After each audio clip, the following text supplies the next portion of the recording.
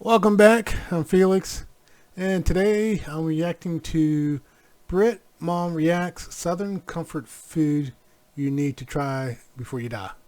I reacted to them before. Oh my god, I forgot what their name is. I'll still put the link. But I know I did one video there. It's him and his wife. Now they have one of their moms. So let's see what Southern comfort food they're reacting to. Alright guys, this is the first video with Millie and her mum on the channel. Millie doesn't introduce her though because this is the second one they recorded. Tried uploading the first one, a few copyright issues, but it'll be sorted in a couple of days. It was sorted on our end last time as well. So that'll be out in a couple of days. So this is Millie's mum. They enjoyed in the first one. They actually got really talkative in this one. They didn't talk as much in the first one, so you're in for a treat. A little bit of a longer one, and I've just edited it, and it is a great video. So I hope you enjoy it. Millie's mum is awesome as well, so you will really like her. Subscribe. The more you guys subscribe and like, the more we know you want to see her. So hit that like button with a... Oh yeah, don't forget to subscribe and like to my channel as well. Appreciate it, and enjoy the video. Hi guys, today's video is Southern Comfort Foods You Need to Try Before You Die. I have seen this video a long time ago, James. How old is this video? Cause I think she's a lot smaller, the wife there. I could be wrong. Oh well. I don't think you probably even know what Southern Comfort Foods. You probably be able to name any. I thought Southern Comfort was a drink, actually. So like Southern Comfort Foods for them would be like our equivalent of like. There's a drink called Southern Comfort. I've never had it. Now that I think about it, I've never tried it. Okay. Toad in the hole. Our kind of things. These will be interesting. Yeah, southern would be the southern states like Texas, Louisiana. Okay. Those kind of states. Mm. You might enjoy some of them, the look of some of them. You might think some of them look interesting. But yeah, we'll get into it. Okay. If you've ever lived in the American South, you'll know that the food down there has its own unique identity, and it's absolutely delicious too. If you haven't tried these, well, nice. bless your heart. Good. These are the Southern Comfort Foods you absolutely need to try. One of the most popular dishes to have come out of New Orleans are beignets. These airy treats are made with usually square pieces of yeast dough. I've never had a beignet, and I still want to try one. I think someone had beignets up here, but they were out of them where I live. I can't remember where that was. But yeah, I still want to try it. That are fried in hot oil You know, my daughter likes to bake. Maybe I should make her try and make some. until they puff up. They're then generously dusted with powdered sugar and eaten straight away, preferably accompanied by a mug do of you like cafe au powdered lait. sugar? Arguably the best place to enjoy a beignet is in New Orleans, preferably at the Café du Monde in the city's French Quarter. But if getting around is proving a little difficult right now, then you're in luck, because they're not difficult to make at home either. Just make sure to turn them often in the oil and be careful not to overcook them. Biscuits and gravy is a hearty breakfast dish that you'll find in restaurants and homes across the South. The soft So what's your first view of that? Now, I don't like everyone's biscuits and gravy. Sometimes they don't season the gravy part of it. I've had some really, really super bland gravy, and in some cases I've had biscuits that were just brick hard. It's like there was no in between. Now this one they got cheese. I don't know if I would like cheese on mine, but I don't know if I would like that gravy. Hopefully it tastes better than it looks. But I will admit, I do like McDonald's biscuit and gravy every now and again. My wife makes a biscuit and gravy I like. My daughter makes one I like. But I've had some that were just so bland at other places, so I'm just like, I've never, ever had it again. So, yeah, I can't eat everyone's biscuits and gravies. This one on the screen. Because me and James have tried this. Oh, okay.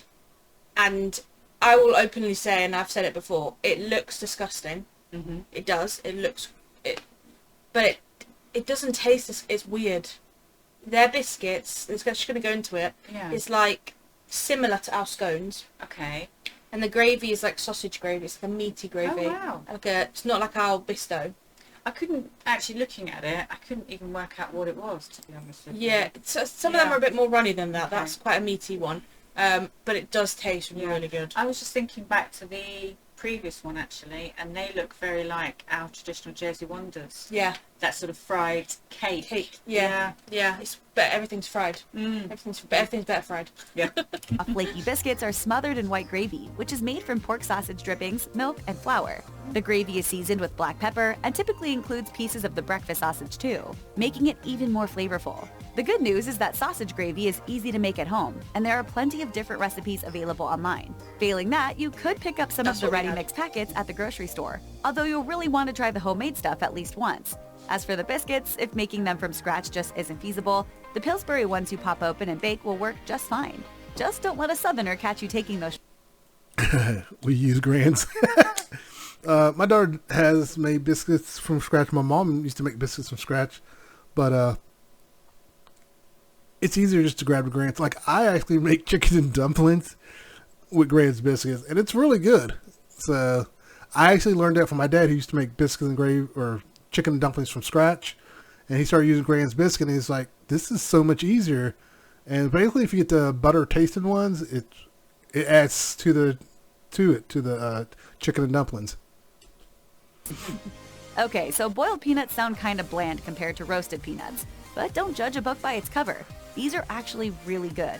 They're made by taking raw peanuts and boiling them for hours in salty water over a fire until the shells turn soggy. These peanuts are then sold at roadside stands all over the South, where residents and tourists alike enjoy them, often with bottles of Coke or sweet tea. For what it's worth, it's usually best to munch on boiled peanuts outdoors, so you can easily spit out their soggy shells, because it's nearly impossible to crack them open with your hands. Of course, some people opt to eat these peanuts whole, shells and all, but that's one heck of an acquired taste. Shells and all. I don't know about eating the shells. I do know they put the peanuts in their Coke. Adds a salty taste to it, but I've never tried it. I have no desire to try it. But shells and all? I wonder what that does to your insides. Ooh, I wonder if there's fiber in it.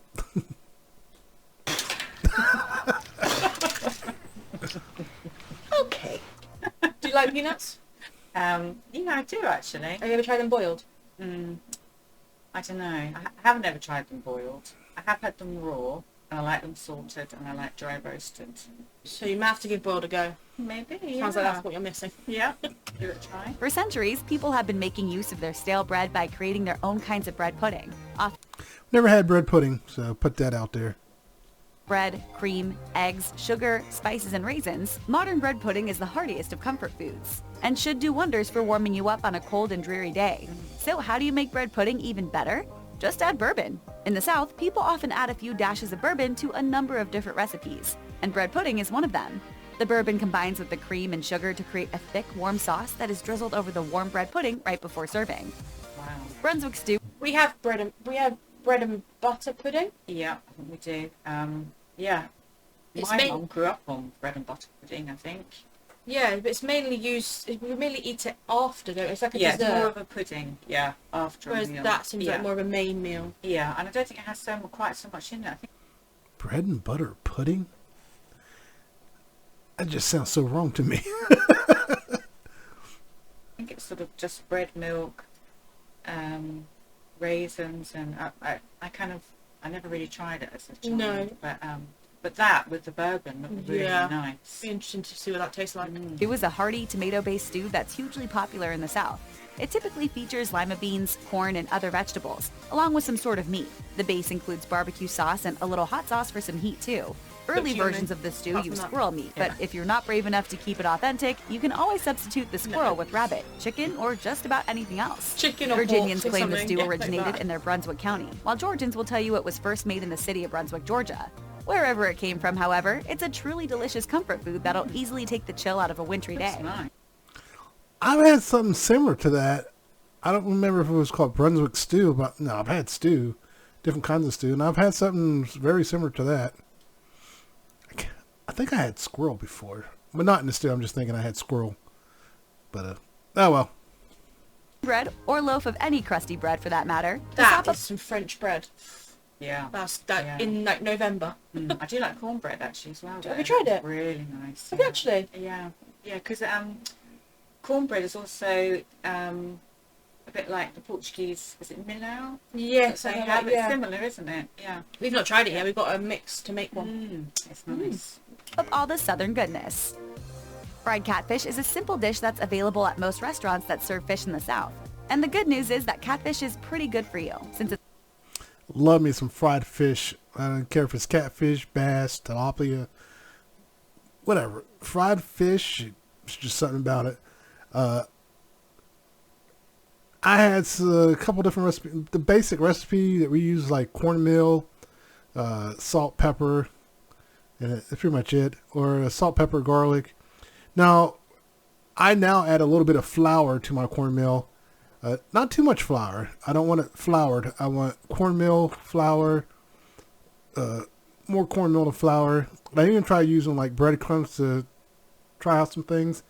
I kind of do that with my chicken. My chicken's a combination of cornmeal, flour, and breadcrumbs, and then salt, pepper, garlic, and it's a good combination. It gives it a nice crunch. high in omega-3 fatty acids and low in mercury. If you can't find it at a restaurant near you, however, your grocery store may offer farmed catfish, which is also typically clean and nutritious. Catfish is easy enough to prepare. Dip it in milk, dredge it in seasoned shouting cornmeal, today. and fry it in hot oil. It only takes a few minutes to get it golden brown on the outside and beautifully flaky on the inside. Add a squirt of lemon and a side of rice, then See, I don't do the wet mix. Mine's a dry mix. Like coat it in the mix, like put it in a bag, shake it till it's completely covered, then fry it. For me, wet mixes, if you don't get that wet mix right, it can puff up on it, and I don't want it puffed up. start chowing down. Pure bliss. I like when you see fish that is a meat that is like pure white. Yeah. Makes you feel A bit more nice. It's good. appetizing. Yeah. For a truly comforting meal, there's nothing like a bowl of chicken and dumplings. If you aren't in the That's funny. I was just talking about that. and find them at most sit-down restaurants, you can try making these at home by dropping biscuit dough into cooking soup. And though they aren't difficult to make, dumplings are a kind of art form, and they can take some time to perfect. You don't want your dumplings undercooked and wet inside, but you also don't want them so overcooked that they start falling apart in the broth. Stick them That with looks the nice with the white sauce rather than the brown one. Yeah. Don't know if you heard that, Mike, but that was really loud. It's nice to see it with like the paler colour than the Yeah, dark. really nice, because we normally have beef stews, don't we? Yeah. Yeah. toothpick, and if it comes out clean, you're good to go. Chicken fried steak, sometimes called country fried steak, is made from a tenderized cube steak which is battered like fried chicken, pan-fried and topped with white gravy. While you can find chicken fried steak in an array of southern states, it's most closely associated with Texas. And as with most things, it's always bigger in Texas too. In fact, at Lulu's Cafe in San Antonio, you can find a 21-ounce version of this dish. That's a bit much. That's a And big it's not a steak. coincidence that Lulu's is also home to the famous 3-pound cinnamon roll too. Wow. That's just how they roll down there, as it were. That's too For your much. next Super Bowl party, why not forego the wings and serve up a batch of Southern fried chicken gizzards instead? Believe it or not, your guests might thank you for it. Okay, so you probably don't want to think too much about what a gizzard is, but that'll be easy No, enough do you know to what do gizzard once is, you yeah? realize how good it tastes. It's right. Doesn't sound great. Doesn't No. sound great. I don't think I'd be that adventurous, actually. No. You can cook gizzards in a number of ways, but it's best to boil them first and then coat them before deep frying. Throw in a little hot sauce, and soon you won't be able to get enough of these tender little morsels. With the sauce on Chicken the pot pie is an iconic Southern comfort food that, when done right, simply can't be beaten. And done right doesn't mean grabbing a pie from your grocer's freezer section. A flaky golden brown homemade crust I don't like everyone's chicken pot pie either. I will admit, I like the one from the freezers. Which brand was it? There's two brands. I can't remember the name of them. I remember one came in like a blue box. I haven't had a pot pie in a long time. But I like the pot pies that encase everything. Like it's completely encased. I don't like the ones where it's just as a top, like it's just a covering. I want the dough down inside the container and going across the top. I want it completely encased. for this Southern specialty. Inside, the chicken needs to be moist and plentiful. The vegetables must be neither too firm nor too mushy, and the gravy creamy but not goopy. Is it a challenge to find a good chicken pot pie? Yes, but it really is It worth does. it. And if you don't trust restaurants to get There's it right, something about vegetables and chicken Yeah. that I just like it. Yeah. Really Lovely like little I want a pot pie now. thing, and You could give this a healthy go as well. for me. Yeah. You could try this for me. Try. James eats pie now. Ready roll pastry. He eats pie now, so we could eat this. Okay. Yeah, so Give you it could a try go. this. Yeah. Right, you could always experiment with different recipes at home. It might take some time to perfect, but once you land on just the right method, you'll never want You to can cook taste it anything already. else. Ambrosia didn't actually originate in the South, but you'll still find it at plenty of Southern potlucks. This variety of fruit salad typically contains Oh yeah, fruits. No, I've had that. It doesn't matter what version, who makes it. I cannot stand it. I cannot stand it. I've never had one I like. I've tried a couple times and throughout my life, and each time it's just like, this is gross to me. I just couldn't do it. in oranges, mini marshmallows, pineapple chunks, and shredded coconut mixed with some sort of dairy ingredient. Some people use mayonnaise, while others use cream cheese, plain yogurt, See, that or sounds whipped cream. weird to me, putting mayonnaise with fruit.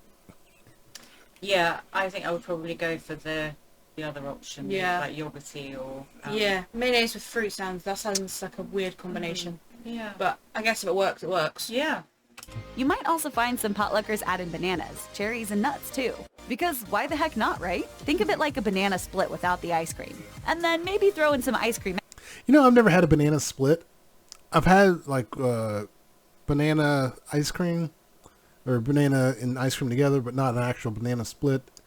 But the banana and ice cream together, I didn't like it. So I'm not a big banana person, so yeah, that's probably why I didn't like it.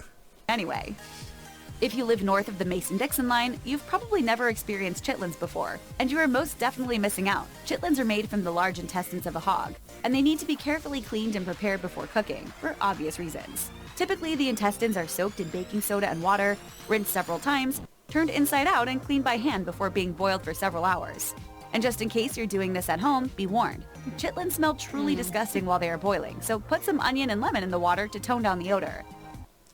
I know there's a lot of people that don't like chitlins, but if they're fixed right, they are really good. Yeah, just some people just really don't like chitlins. I've discovered some people don't like chitlins because of when they discover what it is, but otherwise, chitlins can be really good. If you have chitlins that are like chewy, that means they weren't cooked right. They shouldn't actually be chewy. You shouldn't be gnawing on it. You should be able to just eat it and go. After they are boiled, batter and deep fry them. Then serve them up with a little hot sauce. Though I'm not so sure about that. Yeah, I don't know that I would be able to try those. I don't know if I I could think do they're that. probably an acquired taste. Yeah. If you can get your kind of head past what they are, maybe. You could probably... It's like black pudding, I think. Yeah. If you get your head past it, I think Yeah. you're okay. Yeah. But my head won't go past that, I don't think. They probably taste amazing. Yeah, probably with all the sauce and the flavour. Yeah. Pennsylvania has its own version of chow chow. It's actually completely different from the southern variety. In the South, chow chow is a cabbage-based type of pickled relish that incorporates onions, peppers, tomatoes, and a whole lot of seasoning. This stuff is often used as a topping for hot dogs and hamburgers, but you could also use it to top your cornbread, fish cakes, beans, and even your mashed potatoes. I've never heard of that. It's the first time I'm hearing of chow chow. It was like sauerkraut, just spiced up sauerkraut. In fact, you can put it on just about anything. It'll taste great no matter what. Collard greens are a leafy green vegetable not completely unlike turnip or mustard greens, and are most often associated with soul food. They can be bitter and tough if not cooked properly. But if they're done right, then they'll make the perfect side dish to any southern meal. After washing them well, chop the leaves and Yeah, if you buy the leaves like that, you gotta soak them, wash them. Sometimes people will soak them twice, like they'll do a soak. I think it depends how much you got, but I don't know of anyone leaving them overnight. I know they'll at least soak them for a couple hours, dump the water, rinse them off, and then do it again. I've seen some people, after they get done soaking, the water is, it depends on how fresh you got them, the water is filthy. If you pick them yourself, the water is a lot of time filthy, but if you get them from stores, it's still recommended that you soak them because there can be bugs and stuff crawling around on the leaves. pieces, then simmer them in water. People often throw a ham bone into the pot along with garlic and onion for a little extra flavor. But one of the best additions to collard greens has got to be bacon. You can never go wrong with bacon. Red-eye It's nice gravy and is made hearty. with the It grease does and look drippings really of nice. think- Yeah. I think you could try that too, actually. Yeah, it does look really good. And I do like greens. Yeah, like beans Yeah, and... spring greens Yeah. and things. Yeah, lovely. pan-fried ham and black coffee. And yeah, okay, that might sound kinda gross, but this stuff really is amazing. The coffee is first used to deglaze the pan, but is then combined with the grease on a 1-to-1 ratio, resulting in a highly unusual yet genuinely delicious gravy. You can pour the simple gravy I've never heard of this gravy. Learning something new. over your ham, potatoes, rice, or grits, but many folk choose to simply sop it up with biscuits.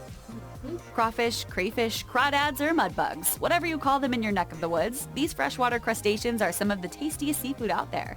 Of course, you can eat crawfish meat dipped in drawn butter, just like you would with lobster, but if you ever find yourself in the Cajun areas of Louisiana, do yourself a favor and seek out crawfish etouffee. This is when crawfish meat in a spicy roux is poured over rice for an amazing dish with a seriously deep flavor. Like with the rice.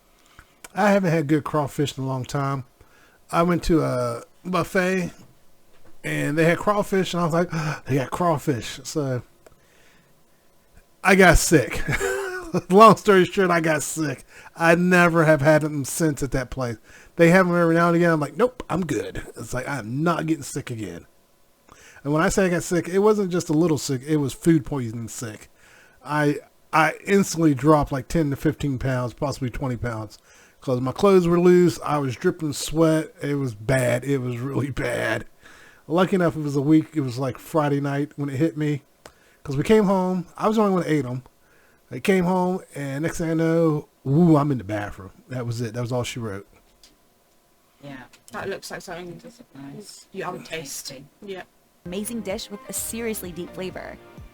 As simple as it sounds, you don't want to make fried chicken and waffles at home. Instead, hop on over to one of the South's many awesome waffle establishments or diners, the places that really get it right. If you haven't experienced chicken and waffles before, it might seem like an unusual combination, but it really does work. Crispy on the outside and juicy on the inside, perfectly seasoned fried chicken makes a heavenly partner for a plate of buttery waffles. This is also an incredibly versatile dish and should work great for breakfast, lunch, dinner, or a late night snack. I wouldn't think to put chicken with waffles. Because waffles No. for us, like those waffles are like a dessert kind Like of. a pudding Yeah. type thing. Yeah, definitely. Yeah, I I never like thought they those. were savoury. No, I haven't either. Green tomatoes is a simple southern side dish that packs a big punch. I've never, my wife wanted to try these one time, and she bought, I'm sorry, it's got an itch all of a sudden. But my wife was wanting to try these and never did. Oh, she actually bought green tomatoes and everything when they were fixing tomatoes went bad. But I don't know, just fried tomatoes. It probably depends on the seasoning and stuff you put on it. I mean, I like a good tomato, so maybe I would like this. We'll never know. Making fried green tomatoes is to avoid them turning into a soft, soggy mess. Check your unripened tomatoes are suitably firm, then cut them into 3/8 to half-inch slices, and soak them for an hour in a mixture of buttermilk and hot sauce. Dredge the tomatoes in a combination of cornmeal and cornstarch, then fry them in bacon grease over medium-high heat until they're crispy on the outside. But be careful not to overcook them. You can dip them in just about anything, but a remoulade with mayo, hot sauce, horseradish, and Cajun spices would be the ultimate authentic accompaniment. I miss the smell of coffee and bacon frying. So something I'm wondering is a green tomato. We have red tomatoes. Yeah. Green ones to us when they're growing means that they're not ready. right. But that kind of almost looks a bit like a pickle, like a pickly flavour. I wonder if it is. Yeah, I wonder if they're similar to like Yeah, like a gherkins. gherkin. Yeah. Yeah, it'd be interesting to know Yeah. actually. Let us know in the comments. Oh, what I wouldn't give for a plate of fried green tomatoes. If you're looking for something a little out of the ordinary to fill you up, consider jambalaya, a favorite in Louisiana. It's been a long time since I had jambalaya. Most of the jambalaya I've had is store-bought. I haven't had anyone fix jambalaya in a long time. There was a restaurant that had it, and it was okay. It was bland. Oh, it was restaurant. A lot of times restaurant stuff is bland. You got to add salt and pepper. But there was one I bought. I can't remember the brand. I only bought it one time. I actually liked it, but for whatever reason, I just never bought it again. Jambalaya is a mix of sausage, chicken, seafood, and vegetables, Looks cooked good. in the same pot with rice and stock. Creole jambalaya contains tomatoes, while the Cajun version does not. Both, of course, are extremely tasty. Jambalaya. In Cajun jambalaya, in rural Louisiana, you might also find a variety of game meats used, as well as alligator, crayfish, and even turtle. All Southerners know that everything's better when you fry it, and okra is no exception. To make these golden nuggets of veggie goodness for yourself, slice your okra, dip it in buttermilk, and then coat it in cornmeal. Now, I've heard of fried okra, but I've never had it. I don't know anyone that actually cooks okra, so I've never gone on my way to try it. I want to say I've had okra in something and I didn't like it, but I also think okra has to be fixed a certain way, otherwise it doesn't come out right. Or deep frying. The best thing here is that So okra I is always thought okra was a fish because I think of orca. Oh. But it's not. It's just vegetables. But it sounds like it should be a fish. I don't know why. seriously good for you, since it's low in calories and contains a great deal of fiber, potassium, calcium, and vitamins. The hot brown sandwich originated at the restaurant in the Brown Hotel in Louisville, Kentucky in the 1920s, and it's still served there today. The hot brown is traditionally an open-faced turkey sandwich with tomatoes covered in Mornay sauce, which is baked. It's just an open. It sounds like it's just a fancy open-faced sandwich. That's what it sounds like. What she's describing. I've had plenty. I'm not a big fan of open-faced sandwiches, but I've had them. So I had it. There was someplace around here that had one that was turkey. Actually, like my daughter used to get it all the time. Topped with bacon and then broiled. Some people say it was originally created with peaches rather than tomatoes. Others swear it's a great hangover cure. Pretty much everyone agrees, however, that it's a genuine, bona fide, once-in-a-lifetime sandwich. It's good. If you've ever eaten at Long John Silver's, you've probably had their hush puppies. But the ones you can get at a southern restaurant or fish fry are a heck of a lot better than the Long John variety.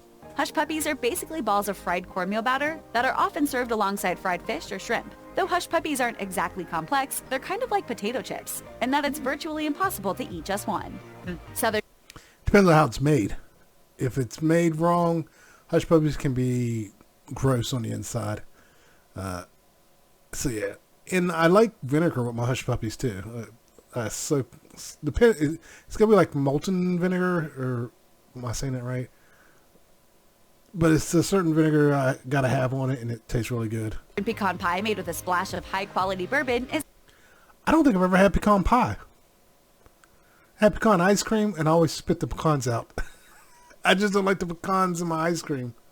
hard to beat. If you don't have a restaurant in your area that makes a killer pecan pie, though, it's not too difficult to make at home.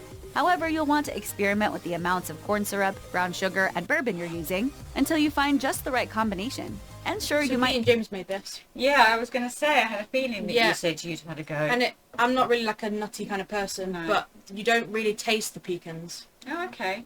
It's weird. It tastes really nice, but you Yeah. don't really taste the nut kind of flavour. I've never tried them, actually. I can't even imagine what flavour No, it is. Is but it it's- almondy? Yeah, I don't know. It just, to me, it just tastes nuttier because I don't like nuts. Okay. But you don't really taste it. You taste like the sweet side of it. Yeah. Because you use a lot of golden syrup and stuff. So it's like, yeah, I don't I know. might have to try that as well. It reminded me of Anzac biscuits. Oh, That very kind of good. taste. Yeah, okay. We ended up having to bake a load of pies to get it right. But who's going to complain about that? If you aren't from the South, then there's a chance you aren't too familiar with pimento cheese. Basically, pimento cheese is a mixture of cheese mixed with mayo and pimento peppers. It can be spread on crackers, stuffed into celery, and scooped onto chips. Pimento. Wait a minute. What was it called? Pimento cheese? Yeah, I've had pimento cheese. It's just the way it looks. I've never seen it like that. Pimento cheese is a mixture of cheese mixed with mayo and pimento peppers. It can be spread Okay. I just spit everywhere. It looks like that was just grated cheese and melted some of the cheese, but not all the cheese. I think that's what threw me off. But now, I want to say I've had pimento cheese somewhere. Again, a restaurant. Some restaurant had a version of it. It wasn't that bad. on crackers, stuffed into celery, and scooped onto chips. Some people add it to scrambled eggs or grits, while others use it as a relish for brats, burgers, and hot dogs. In Louisiana, they spice it up by adding hot sauce or cayenne pepper into the mix. But the possibilities for pimento cheese are endless, and once you start incorporating it into your recipes, you're never going to want to stop. Pot liquor is the liquid that's left behind after you boil green vegetables. So what do you do? Pot liquor? I never heard of that. But it's just the broth that's left behind after you get done cooking. I don't know why they call it pot liquor. Maybe because you lick the pot. I kind of get this one now because I made ribs one time that were so good I was drinking the grease out of the pan. I had my wife taste it. It was like, oh. And I've never been able to recreate it. It was just one of those things I was just throwing things together. And those ribs came out, falling off the bone, delicious. It was like, I tried to recreate it. I remember the stuff, but I couldn't remember the amounts. I just couldn't recreate it. It was like once in a lifetime opportunity. I do try to measure it more so I can get it right. Down the sink? Well, some people save pot liquor and use it in place of stock in their next stew or soup, while others pour it over rice or potatoes. But the best thing to do with pot liquor is drink it. It might seem a little odd, but that way you can reap all the nutrients that have boiled out of the I grain. guess that's where all the good stuff is, isn't it? Yeah, definitely. All the vitamins and everything is all... It's like in the, people say if you're, when you're doing a roast, your potato water for your gravy. Yeah. It's got all your... And your vegetable water. It's got all your good stuff. That's it, yeah. Red beans and rice is a staple dish in Louisiana. Not a fan of beans. I never understood this one, red beans and rice. Just not a fan of beans. I don't know why. I just don't like beans. Really don't like beans.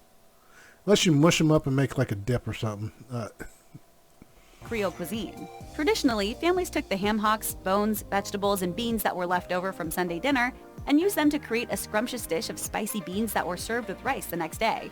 Cayenne pepper, Tabasco sauce, and other seasonings can turn up the heat on this hearty meal, while some people like to add in sausage or other meats. Here's a tip though. If you boil bones to make a broth for the base, you'll get exactly the flavor you want without having to add anything else.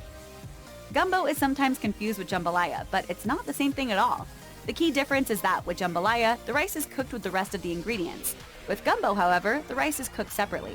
Gumbo is a stew created with a strong, robust stock, sausage, shrimp, other shellfish, and the holy trinity of vegetables, bell peppers, celery, and onions.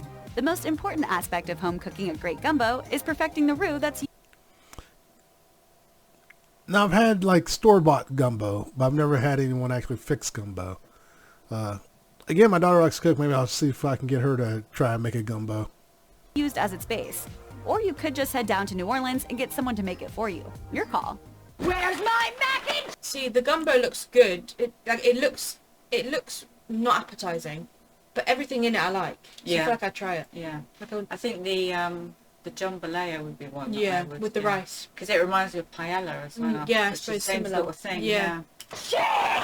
Everyone knows that real macaroni and cheese doesn't come out of a box, nor does it come with a packet of powdered cheese. I do Real love good macaroni and old-fashioned cheese. Southern mac and cheese is a completely separate dish altogether. It's often created with the combination of cheeses, and you can use anything from smoked cheddar and Monterey Jack to Gruyere and Velveeta.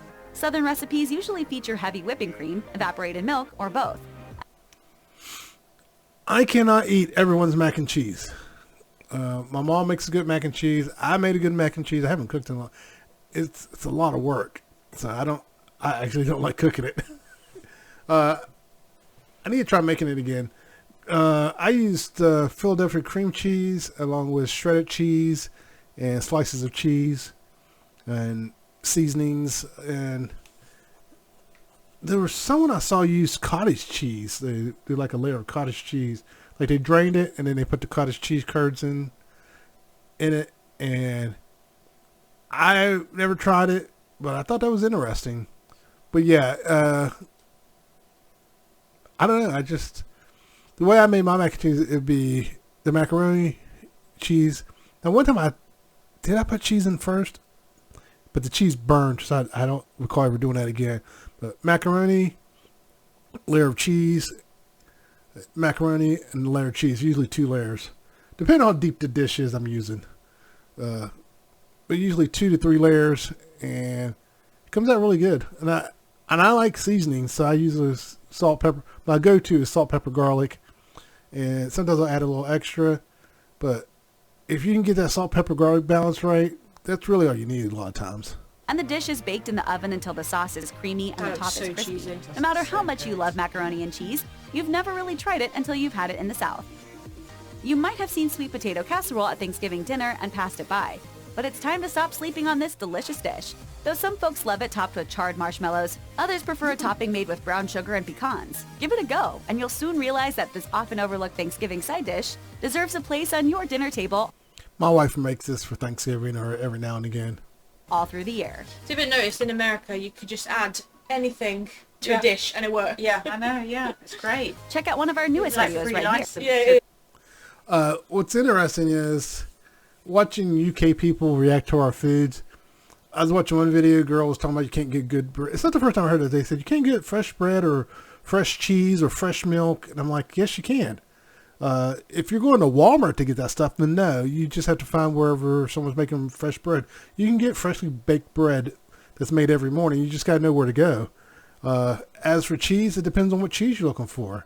But you can get nicely made cheese in America as well. And of course, that depends on where you live.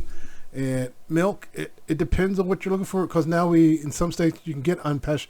Because some places like in the country don't do pasteurized milk. They do unpasteurized. And pasteurized milk tastes different to them. So it's just a matter of you looking for it. We got a little bit of everything here in the U.S. But don't forget to like and subscribe. I'll leave a link to their video. And everyone take care. Bye.